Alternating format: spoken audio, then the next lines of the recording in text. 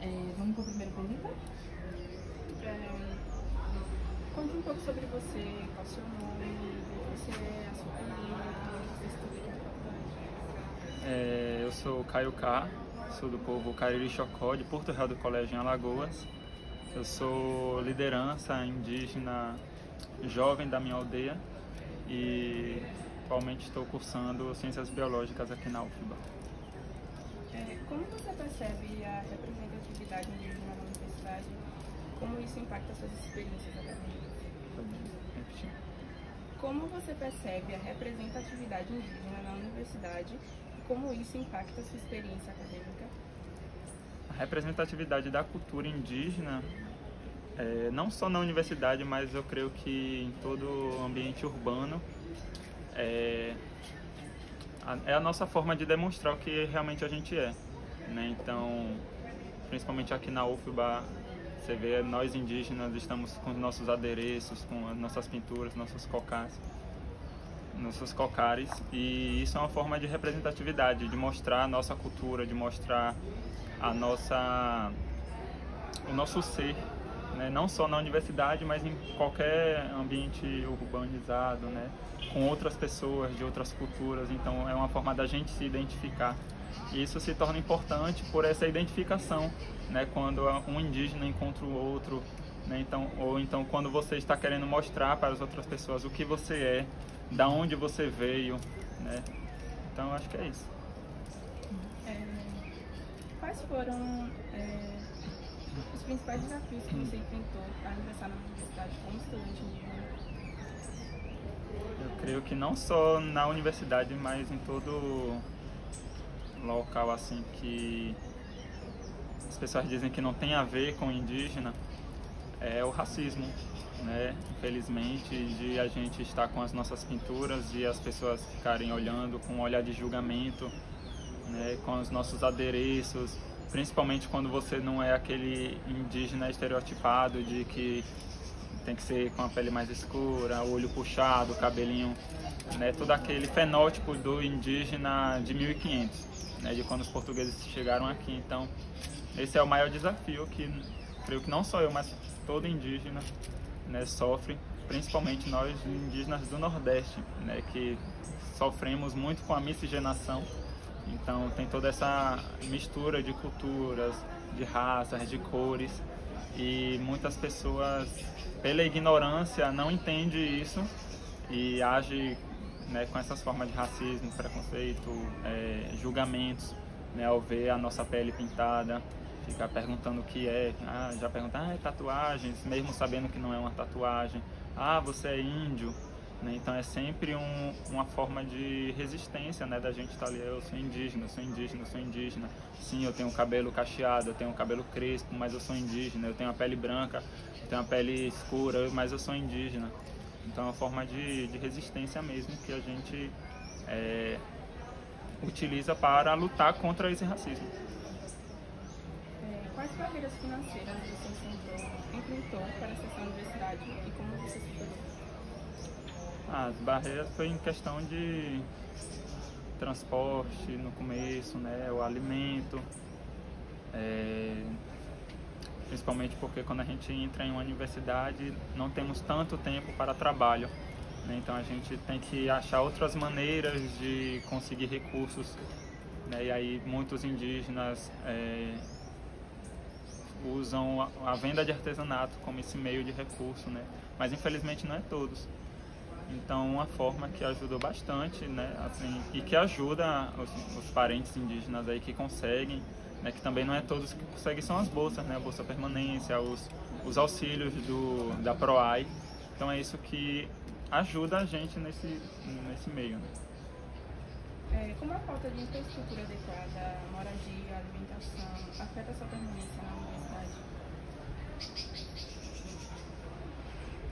E se você acha que falta infraestrutura? Assim, a infraestrutura não só na questão indígena, né? A questão estudantil mesmo, que a gente vê aí em muitos prédios com uma infraestrutura precária, né? A gente vê prédios que podem cair tetos caindo, né, aparelhos tecnológicos como computadores, né, sem funcionar quando a gente precisa de um, meios de locomoção, né, porque não é em todos os prédios que tem elevador, não tem uma rampa, né, para pessoas que têm problema de locomoção. Então não é uma parte só indígena, mas sim uma parte num todo estudantil. Quais estratégias você utilizou para equilibrar estudos e responsabilidades culturais familiares? Então, a minha questão como eu sou liderança da minha juventude lá da aldeia, a estratégia que eu usei foi através de conversa mesmo, né, com os professores, porque às vezes tem datas importantes na faculdade, mas também tem datas importantes na aldeia ou em outros movimentos, e que eu, como representante do meu povo e também outros indígenas, né, a gente tem que buscar um meio de fazer com que as duas coisas possam acontecer e não sair um lado prejudicado. Então eu busco conversar com os professores, né, perguntar se teria como, por exemplo, em alguma prova, eu fazer alguma segunda chamada, porque eu tenho um trabalho a se fazer, né, com a minha cultura, com o meu povo, que isso não é de agora, vem de antes. Então eu tenho uma responsabilidade com o meu povo, com os meus jovens, com a minha cultura, e que cabe também aos professores entender, né, porque é algo cultural, é algo que deve haver esse respeito, né, esse entendimento de que nós indígenas também temos as nossas culturas, nossas crenças e coisas importantes que a gente vê mais importante do que qualquer coisa, né? Então, pra gente, a nossa cultura, muitas coisas na nossa cultura é mais importante do que uma faculdade, do que uma prova. Então, se for de perder uma prova, a gente não vai se importar em perder uma prova para fazer a nossa vivência ali. Mas também a gente não quer sair prejudicado, então a gente busca esses meios, né? Conversar com os professores, explicar para que eles se entendam e aí sim eles possam liberar, né? A gente dialogar e fazer uma forma de fazer uma segunda chamada, fazer alguma apresentação separada, né? Deixa eu perguntar uma coisa para ele rapidinho sobre esses professores que eu me interessei.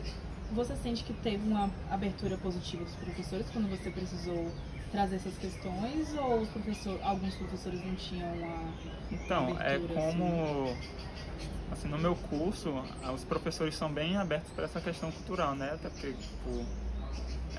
os professores, pelo menos os que eu tive até agora, meio que gostam bastante da cultura indígena. Então, ao me conhecer e já sabendo que eu era um indígena, eles já procuravam saber mais sobre o assunto, ficavam me perguntando coisas, né? Curiosidades, no geral. E de tal forma eles entendem, né? Porque é algo da minha vida que desde que eu nasci eu estou ali naquele ambiente e não tem como eles me tirar, né? Então eles entendem, sim, super bem. Só que eles também ficam preocupados, né? Com essa questão que às vezes, infelizmente, não pode marcar para um outro dia. Então cabe a mim também entender, né? E aí procurar outro meio, né? Tentar remarcar alguma vivência, algum evento ou chegar atrasado em algum movimento. De que maneira você acha que os professores podem incorporar metodologias de ensino mais inclusivas? De muitas formas, principalmente utilizando literatura indígena, né, que vem aí crescendo bastante no Brasil, porque infelizmente até professores, né, muitos alunos e alguns professores ainda têm essa ideia do índio de 1500, né? E às vezes acaba passando isso para os seus alunos, né, para os seus filhos, parentes, enfim. E aí eu creio que usando uma literatura indígena, buscando o conhecimento indígena de pessoas indígenas, né, como alguns professores meus fazem, às vezes eles querem falar sobre alguma coisa da cultura indígena, eles vêm até mim para perguntar, né, até, por exemplo, um professor meu que ele veio pedir a minha opinião para ele nomear uma espécie que ele descobriu de um inseto que ele queria homenagear os indígenas do Brasil. Ele veio perguntar se estava certo, que é a maneira certa, né? É o correto a se fazer, né? Porque se você tem dúvida de uma cultura, de algo que não é seu, você tem que buscar aquele que sabe. Então eu creio que esse meio é o melhor a se fazer. Como as redes de apoio entre estudantes indígenas contribuem para a sua permanência na universidade? Então, o apoio em si mesmo, né, da gente ser, como a gente mesmo fala, né, parentes indígenas, então tem todo o apoio físico, mas também emocional, né, de quando alguém está passando por alguma dificuldade, a gente tem ali toda aquela comunidade que abraça, né, que cuida do próximo, e também a questão de ajuda dentro da universidade, né, então a gente tem pessoas responsáveis dentro da PROAI, dentro de outros, de grupos, de... como é que fala? Dentro de movimentos aqui na universidade, né, que ajudam, ajudam a tornar isso mais fácil pra gente, né, então na PROAI, para não se tornar tão difícil, tem uma pessoa responsável por nós indígenas, tem os quilombolas também tem uma pessoa responsável, então eu creio que ajuda bastante, porque a pessoa não vai ficar perdida, sem saber o que fazer, sem nenhum apoio, né? Então aquele grupo é importante pra gente. Quais iniciativas você sugere para fortalecer a comunidade indígena na universidade?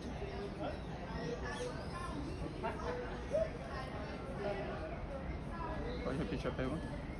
Quais iniciativas você sugere para fortalecer a comunidade indígena na universidade? A iniciativa não só a partir daqui da universidade, né? Principalmente dos parentes nas aldeias, né? O incentivo da educação nas aldeias, de, por exemplo, de querer, né, estar dentro de uma universidade, que às vezes não é o desejo de muitos, né? Muitos não têm essa mentalidade de que a universidade é importante e coisas do tipo. E a universidade, através disso, seria legal levar a universidade para as aldeias, né? Fazer palestras, levar estudantes indígenas também, né? E professores e tal, para mostrar como é a universidade, falar sobre a universidade, para que crie o interesse nos jovens que estão nas aldeias, né? Que não saíram das suas aldeias, que não sabem como é o ambiente urbano, como é uma universidade. E também o espaço que a gente tem que ter também na universidade, né? Então, em feiras, eventos, palestras que sejam de cultura indígena, serem mais fortalecidas, serem mais divulgadas, né? Porque aí acaba que às vezes tem muitas palestras indígenas, aulas com mestres indígenas que saíram das suas aldeias para dar aula aqui na universidade, e eu não vejo muita divulgação.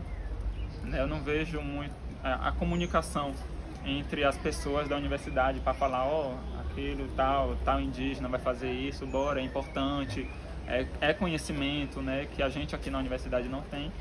E o espaço também daqui a gente de fazer os nossos rituais também, que é importante, as nossas dinâmicas, né.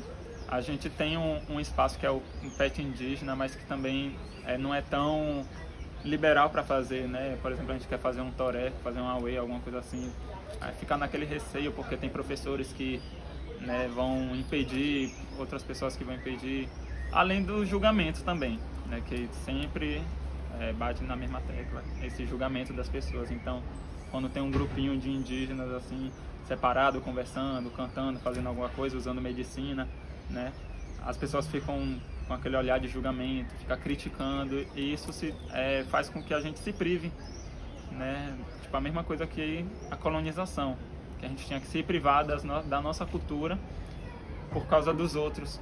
Então isso se torna difícil também pra gente, a gente tem que se privar da nossa crença, do nosso sagrado aqui na universidade, porque as pessoas estão julgando, as pessoas estão criticando, né? Então é complicado essa parte.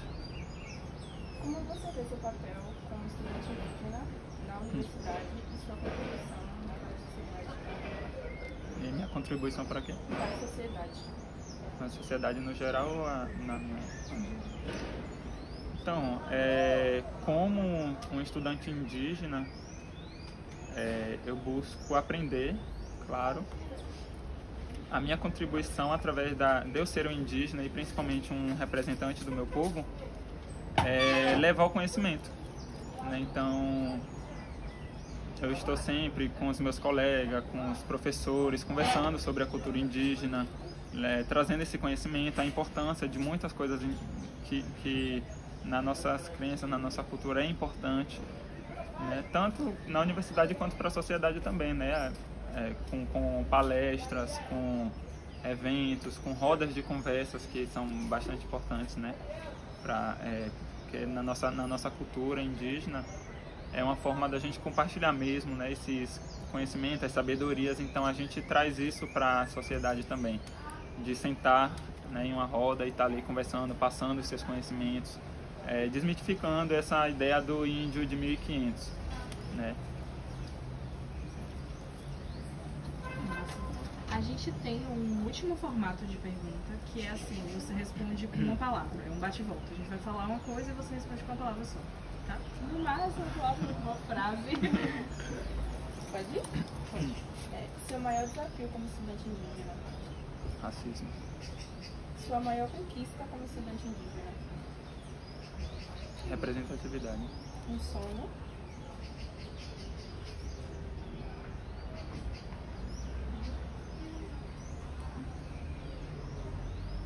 Reconhecimento. Uma inspiração? Minha aldeia. E sua maior saudade? Minha aldeia. Muito